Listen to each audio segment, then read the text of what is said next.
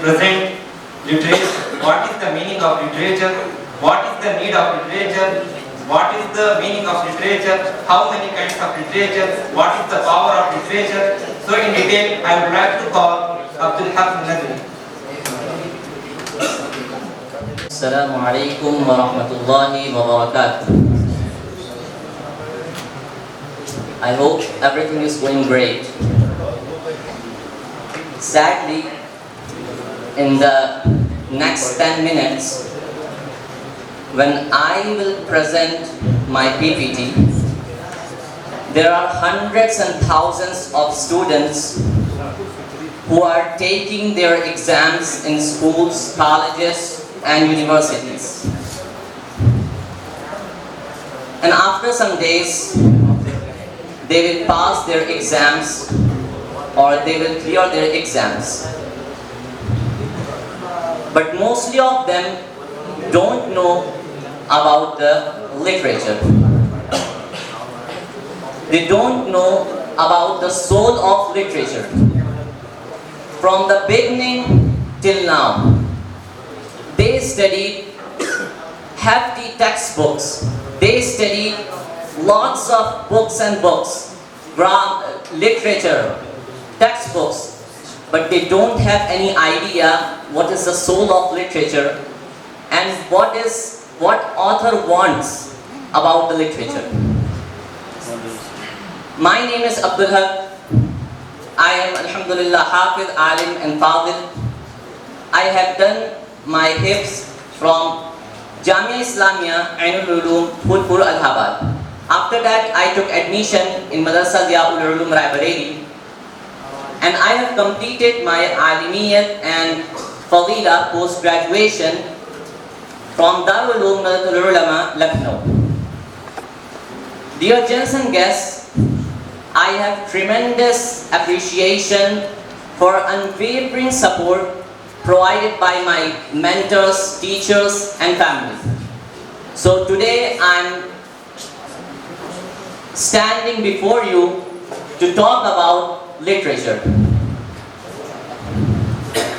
What is the meaning of literature? So the meaning of literature is a body of written works. And the definition of literature is 11th edition of Merriam-Webster's Collegiate Dictionary considers literature to be writings having excellence of form or expression and expressing ideas of permanent or universal interest. And the real definition, what I got my mentor Maulana Abdul Haq Nadwi, is that the literature is building the mind or destroying the mind. With the literature, we can either build a nation or we can destroy it. About the literature. Studying literature is always a two-edged sword. It can mentally develop you or it can mentally destroy you. If you choose the right one, you will get many benefits. If you choose the wrong, you will get many disasters. So with literature, we can build a nation or we can destroy it. Okay, so one question must be striking in your mind, that how is it possible that a literature can build a nation or a literature can destroy your mind? How is it possible? So the answer is, it's depend on you. The answer is, it's depend on author. Which author you are choosing. So if you are choosing the right one, you will get many benefits. If you are choosing the wrong one, you will get many disasters. For example, if you are choosing the LGBT literature or you are choosing the Orientalist literature, they can definitely destroy you because you don't have any idea how many hidden poisons, how many sweet poisons there are in literature. And if you are not aware, you will consume it. And I'm confident that you heard about the term in Orientalist. Orientalist term refers to scholars, artists, and authors from the Western world. And they focus on the study of the Islam. They focus on the study of the East, and the purpose behind that study is to defame the Islam, to confuse people about Islam. So we have to choose wisely. Okay, let's roll on the stages of literature. There are 3 stages of literature. Number 1 is beginner level literature, number 2 is intermediate level literature, number 3 is advanced level literature. Beginner level literature often includes genres such as children's books, early readers and graded readers. Their books may feature colorful illustrations, large font sizes, and repetitive text patterns to aid in understanding and retention. Intermediate level literature often offers slightly more challenging vocab, sentence structures, and themes compared to beginner level literature. Here we study, understand the Quran as an intermediate level literature.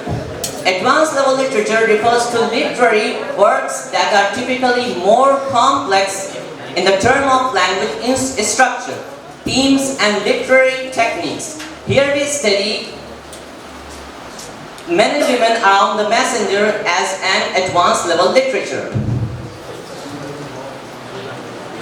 Okay, so let's move forward on the scope of literature. Literature is a form of human expression, but not everything expressed in words, even when organized and written down, is counted as literature. Those writings that are primarily informative, technical, journalistic, scholarly would be excluded from the rank of literature by most, though not all critics. So there are 4 genres in literature. Number 1 is drama, number 2 is poetry, number 3 is prose fiction, number 4 is prose non-fiction. Drama consists of plays or scripts written for performance. It includes tragedy, comedy, tragic comedy, and other forms of dramatic literature. Poetry is a form of literary expression that uses rhythm, meter, and often figurative language to evoke emotions and convey meaning. Prose refers to any form of written or spoken language that does not follow a metrical structure. It includes fiction and non-fiction. In fiction, there are novels and short stories, novellas, science fiction, fantasy, mystery, historical fiction, and thriller. In non-fiction, there are biographies, essays, self-help, journalism, and many more. The most important question, how to read the literature. Take a book, first things first. Take a book and pencil, read 1 paragraph, 2 paragraph, 1 page, whatever you want. First read and underline the unknown and new words. In the second reading, search and find all the newer passive words and know about the pronunciation also. After that, read 3 times more actively. And the last, how to understand the literature. Our mentor Maulana Abdul Haq Nadwi informed us that first open the Oxford Learner's Dictionary and search for the words which you get new or passive in the study. Because in that dictionary, there are a bunch of examples and which word has many meanings and which word is suitable for that particular meaning what author wrote in the book. Nowadays, what we are noticing, what we are focusing, that is students are reading, studying the wrong literature. And we have to understand that behind every literature, there is a purpose, there is a thinking.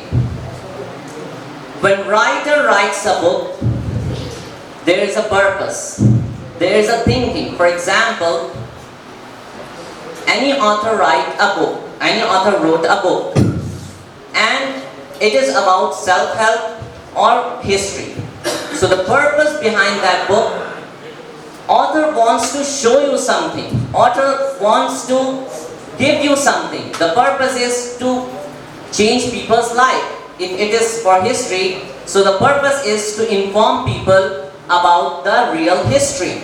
So this is the purpose. But do people study for that purpose? No. And dear Jensen guests, please contemplate that how many students every year pass out in India? This is a question. Any idea or guess, please? How many students pass out every year in India? Okay, so according to the report of India Survey on Higher Education, approximately 95 lakhs students every year pass out in India. This is a huge number. But mostly of them don't know about the literature, what is the soul of literature. They are studying from the childhood till now, hefty textbooks, literatures, books and books. But they don't have any idea about the literature. Do teachers inform them about the literature after any chapter, after any textbook? No. They are just passing their years. They are studying for the marks. They are studying for the certificates. This is not the real goal. The goal is to become a reader. The goal is to understand the literature. The goal is to become a successful person, not the collector of mark sheets or exam papers. So if we follow these baby steps, what I mentioned, we will get command on English literature. I appreciate it very well. Have a great day.